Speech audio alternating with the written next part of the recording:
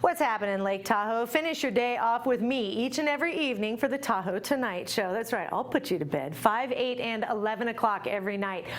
I might put you to bed, but our guests won't, especially this week's show. Cool.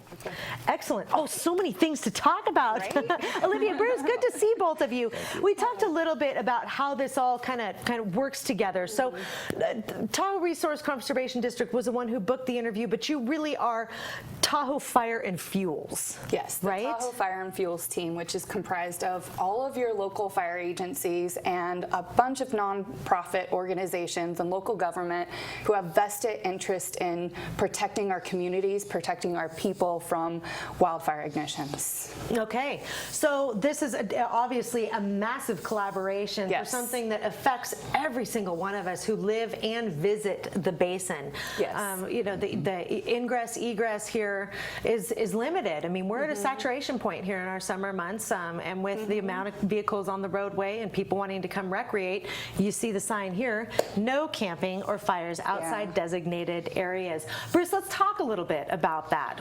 Can people have campfires at all or no? The only place in the city of South Lake Tahoe is at the city campground, the campground by the lake, and it's in the metal ring at the camping spots in that campground. Otherwise, there's no open burning in the city. No open burning in the city, okay. But outside the city, talking rim to water, what are the rules there?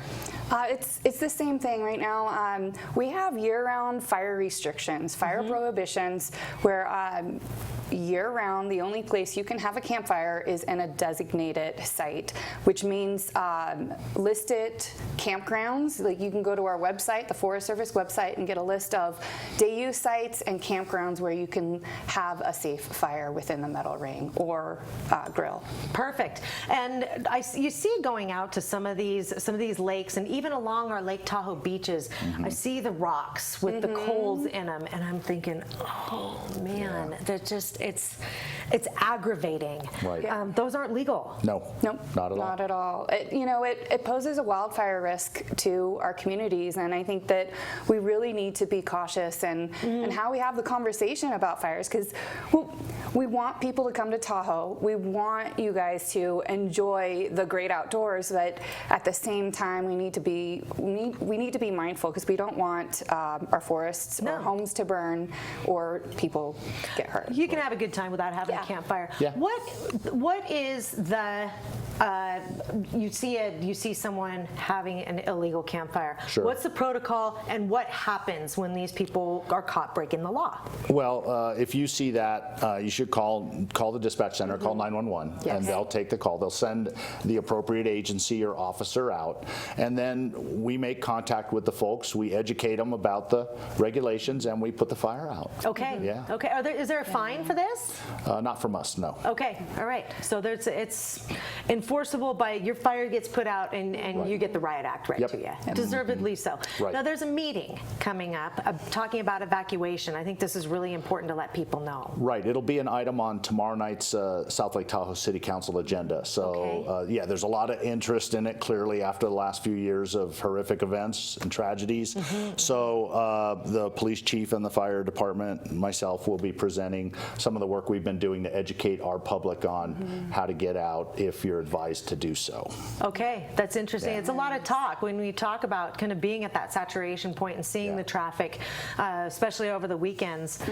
It's heavy. How are we going to do it? So having those answers is key. That's great that that's an agenda item. Yeah, with roughly 7.7 million visitors coming to Lake Tahoe annually, the impacts can be great. And we want people to come to Tahoe, have a safe campfire at a designated location. Totally. Bring your propane grill out to the beach and enjoy the beautiful water.